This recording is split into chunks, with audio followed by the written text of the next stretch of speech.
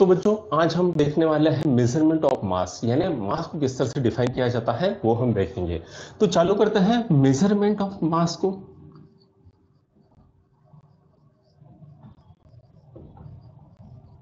तो बच्चों मास की जो डेफिनेशन है वो हमने सबसे पहले बनाई थी 1889 के में, जिसके अंदर हमने क्या किया था, एक 1 kg का ब्लॉक लिया था, सिलेंडर लिया था, उसको हमने कहा था कि ये ऐसे 1 kg है। वो किसका बना हुआ था, वो बना था प्लाटिनम इरिडियम का। अब इसकी ये खासियत थी बच्चों कि इसको रस्ट नहीं लगता, ये जंग नहीं लगता, ये जल्दी खराब नहीं होता। इसके कारण हमने इसको जो है एज अ हमारा प्रोटोटाइप मान लिया था 1 kg का। अब ये है कहाँ पर, तो ये है फ्रांस जो कंट्री है, वहां पर पेरिस है। पेरिस का नाम तो आप लोगों ने सब सुना होगा। वहां पर उसके बाजू में 40 किलोमीटर दूर सिवरस नाम का एक गांव है। वहां पर एक लैब बनी हुई है, तो उस लैब में जमीन से 30 फुट नीचे ये ब्लॉक रखा है। इसको हम बोलते हैं बिग के। इसको हम क्या बोलते हैं, बिग के। उस लैब में बहुत ज्यादा सिक्योरिटी है, उसके दरवाजे खोलने के लिए भी हमें 3 दिन चाबियां लगती है। और इसके बाजू में हमने क्या किया है, 6 ऐसे उसके प्रोटोटाइप बना है। और इसके प्रोटोटाइप बना के हमने ऑल ओवर कंट्रीज में बांट दिए। ओके।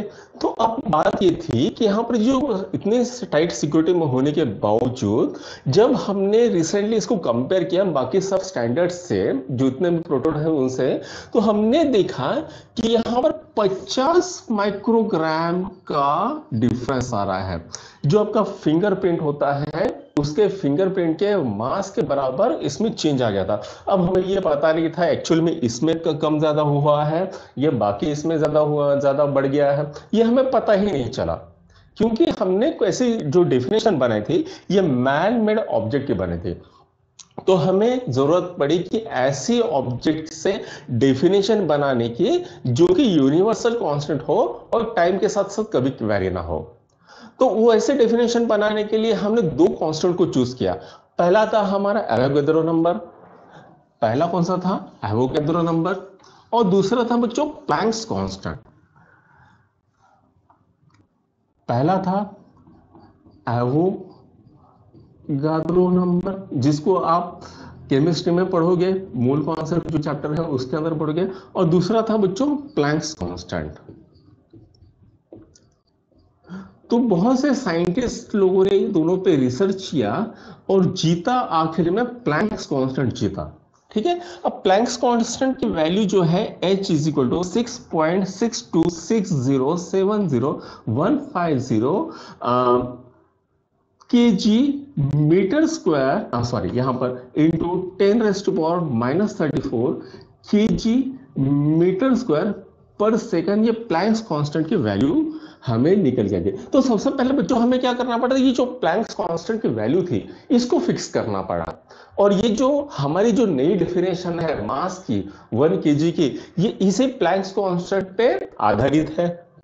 तो उसके लिए हमने क्या किया, उसके लिए हमने कीबल बैलेंस या वैट बैलेंस जिसको बोलते हैं, वैट बैलेंस या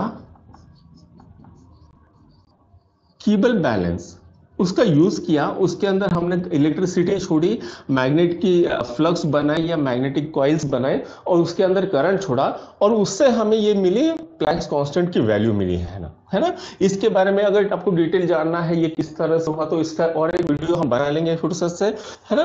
तो इस प्लैंक्स कांस्टेंट की मदद से हमने 1 kg की डेफिनेशन को एक्सप्लेन किया। तो नई 1 kg की डेफिनेशन क्या थी, h delta VCS divide by C square into 299792458 whole square divided by 6.626070 into 10⁻⁻34 multiplied by, इसको बाद में लिख लेता हूं, मल्टीप्लाइड बाय इसको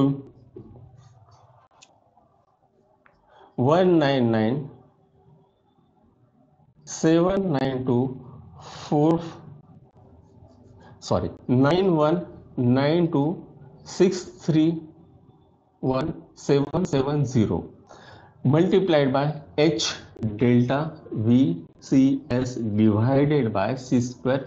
ये जो है इससे हमारी 1 kg की डेफिनेशन मिली। एच क्या है यहाँ पर? एच है प्लैंक्स कांस्टेंट। डेल्टा वीसीएस क्या है? ये है हमारे सीजियम की फ्रीक्वेंसी।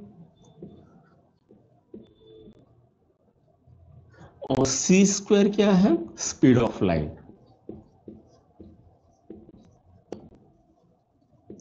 तो ये 1 kg की वैल्यू इतनी निकल के आ गई। तो यहां पर बदला क्या? तो बदली सिर्फ डेफिनेशन है, बाकी सब चीजें वही के वही है ना। जो डेफिनेशन हम एक प्रोटोटाइप को, एक मैनमेड चीज को लेके बना रहे थे, वो सिर्फ डेफिनेशन बदली है, बाकी सब चीजें सेम है। तो ये जो 1 kg का फॉर्मूला निकल के आया, ये इतना आया। ठीक है, इतना समझ में आ गया होगा आपको, राइट। इसके ऊपर हम एक बहुत से डिटेल में बनाएंगे कि वे प्लैंक्स कांस्टेंट से या कीबल बैलेंस से हमने मास की डेफिनेशन कैसे निकाली है, राइट। तो ये इसकी डेफिनेशन आ गई। अब देखते हैं बेटा मेजरमेंट ऑफ टाइम को, यानी टाइम को किस तरह से मेजर करते हैं उसके बारे में देखेंगे।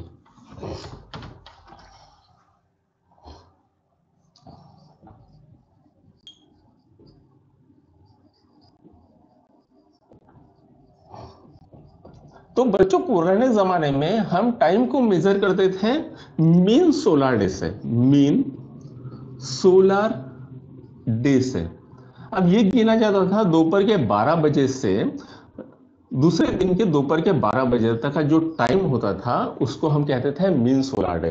तो मीन सोलर डे में कितने आएगा? यहां पर देखें 24 into 60 is equal to 86400 second आ जाते थे 1 मीन सोलर डे में।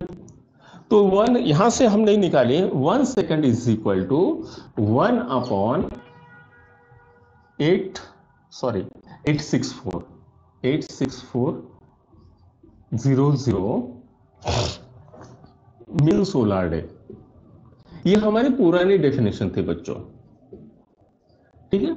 अब यहां पर क्या हुआ था, जैसे हमने यहां पर इस तरह के डेफिनेशन बना ली थे, लेकिन हमें बाद में ये पता चला कि भैया जो अर्थ है इसकी मोशन धीरे धीरे स्लो हो रही है, जिसके कारण ये जो डेफिनेशन है ये वैलिड नहीं रहेगी।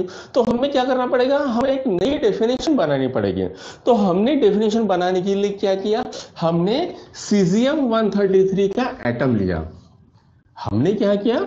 सीजियम 133 का एटम लिया।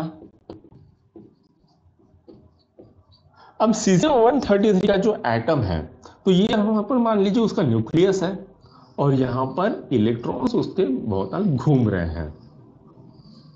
तो यहां पर मान लीजिए कोई एक इलेक्ट्रॉन है यहां पर, तो इसको हमने क्या किया? इसको हमने थोड़ी सी एनर्जी दे दी। एनर्जी देने के कारण जो पहले यहां पर ये ग्राउंड स्टेट में था, ये एक्साइटेड स्टेट में चले गया और ये दूसरी हाइपरफाइन लेवल के ऊपर उसने जंप कर दिया, है ना। तो जैसे ही इसके ये ऑसिलेशन होता है, फिर हमने एनर्जी को बंद कर दिया, करंट देना बंद कर दिया, ये अपना फिर से ग्राउंड स्टेट में आ गया, फिर से हमने एनर्जी दी, फिर से ये वाइब्रेट होकर ऊपर चला गया। तो ये ऐसा हो रहा था। तो ये 9192631770 वाइब्रेशन जब हुए, तब हमने कहा कि 1 सेकंड कंप्लीट हो गया। या फिर हम ऐसे कह सकते हैं 1 सेकंड में इस जो इलेक्ट्रॉन है इसमें कितने वाइब्रेशंस होते हैं? इतने वाइब्रेशंस होते हैं। और यहीं से हमने निकाली है सेकंड की डेफिनेशन। इतना समझ में आ गया होगा आपको? इसमें कोई डाउट है तो पूछ सकते हो, आप नीचे कमेंट बॉक्स में लिख सकते हो। तो आज के लिए यहीं पर रुक जाते हैं, तो अगले वीडियोस में हम देखेंगे डायमेंशंस के बारे में। Okay, thank you.